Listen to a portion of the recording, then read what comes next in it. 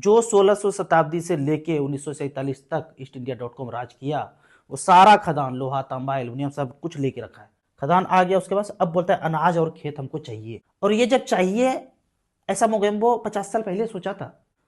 जब वो किसी किताब में कहीं भी पढ़ाना ये शुरू किया कि उपग्रह नाम का कोई चीज होता है, चांद पे कोई जाता है, फर्जी बातें, उस समय से ये प्लानिंग करके बैठा है कि अनाज और खेत को डिस्ट्रॉय करना है या कब्जे में करना है।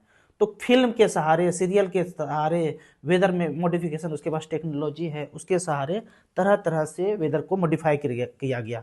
यहाँ पे आप देखेंगे, मैं यहाँ पे पिक्चर में दिखाता हूँ कि इस तरह से रॉकेट चलता हुआ नजर आएगा और धुआं छोड़ता हुआ नजर आएगा। और धीरे धीरे करके आप 2 से 3-4 घंटा में देखेंगे पूरे आसमान में बादल छा जाएगा। इस तरह से देखेंगे, रील से मुंडी उठा करके ऊपर देखिए। वो मोगेम्बो ने इसीलिए बनाया है कि सबका मुंडी ऐसे हो, रील रील रील रील, 2 घंटा 3 घंटा 4 घंटा 5 घंटा ऐसे चलते रहेगा। मुंडी ऊपर उठाओ, देखो अरे रॉकेट चल रहा है, अरे 4 घंटा के बाद बादल आ गया, अरे हमारा तो खेत पकने वाला था, डिस्ट्रॉय हो गया। या अभी बारिश का मौसम था, बारिश होता तो अनाज अच्छे से पक जाता और सूखा आ गया। बादल था, एक जहाज आया, नेगेटिव आयन पॉजिटिव आयन छोड़ा और बादल भाग गया चारों तरफ से, सूखा हो गया और अनाज डिस्ट्रॉय हो गया। तो इस तरह से करके टेक्नोलॉजी वाइज मोगेम्बो करेंगे। इस तरह से चारों तरफ से आएगा और बारिश 10 गुना ज्यादा तेज हो जाएगा। और ये जो झुंझुना दिखाया गया ना उपग्रह का, ये सिर्फ झुंझुना है। झुंझुना क्यों, मैं आपको बताता हूं कि अगर ये खेल नहीं रचता तो उनको क्या करना है, खेत को डिस्ट्रॉय करना है, अनाज को डिस्ट्रॉय करना है। तो रॉकेट छोड़ा, रॉकेट का ही खेल है, धुआं छोड़ा, नेगेटिव आयन पॉजिटिव आयन, खेत डिस्ट्रॉय हो गया। लेकिन ये कहां से छूटता है, तो श्रीहरिकोटा और भाभा एटॉमिक रिसर्च से होता है। लेकिन यहां तो कोई भारत के देशभक्त ही लोग नौकरी कर रहे होंगे ना, तो इनको भी तो चकमा देना है जो ड्यूटी कर रहे हैं, ऊपर से नीचे तक, अफसर से लेकर नीचे तक। अब इनको चकमा देना है तो क्या बोल दिया कि इस रॉकेट में झुंझुना लगाएंगे। झुंझुना इस तरह का होगा। और क्या गजब पिक्चर में दिखाया कि उपग्रह ऊपर जाएगा, पेट्रोल खत्म हो जाएगा, तेल खत्म हो जाएगा, तो कढ़ाई का तेल अगर गर्म हो जाए तो पूरी छानते रहेंगे, बंद भी कर देंगे तो पूरी और छनाता रह जाएगा। क्या गजब का माइंड प्रोग्रामिंग किया। कुछ नहीं जा रहा है, बकवासबाजी दिखा रहा है। आप धीरे धीरे एनालाइज करना शुरू करेंगे, इधर उधर से पढ़ना शुरू करेंगे, फिर समझ में आ जाएगा ये झुंझुना लगा रहा है।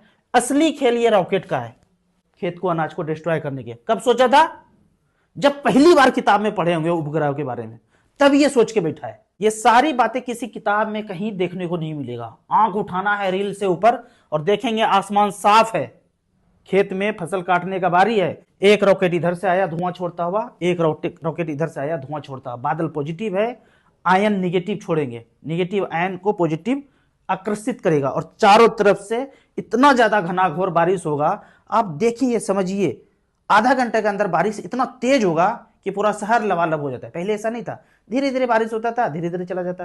लेकिन चारों तरफ का बारिश अगर एक जगह फोर्सली आ जाए तो 100 गुना ज्यादा बारिश हो सकता है। वही हो रहा है। और जिस जगह पे अनाज को पानी का जरूरत है, तो एक रॉकेट इधर से आएगा, एक रॉकेट इधर से आएगा, पॉजिटिव आयन छोड़ता हुआ जाएगा। बादल इटसेल्फ पॉजिटिव है, पॉजिटिव आयन छोड़ा तो बादल और तीतर भीतर हो जाएगा। तो यहाँ पे जो अनाज को पानी की जरूरत था, अब पानी मिलेगा नहीं, सूखे से ये डिस्ट्रॉय हो जाएगा। ऐसा 3-4 बार 5 बार करना है। उसके बाद बिल गेट्स बोलता है कि अरे चिंता मत करो, हम तो तुमको खिलाने के लिए तैयार है। गुड फूड नाम के कंपनी में इसने इन्वेस्ट किया है। 2 केमिकल मिलाओ, रोटी बन के तैयार।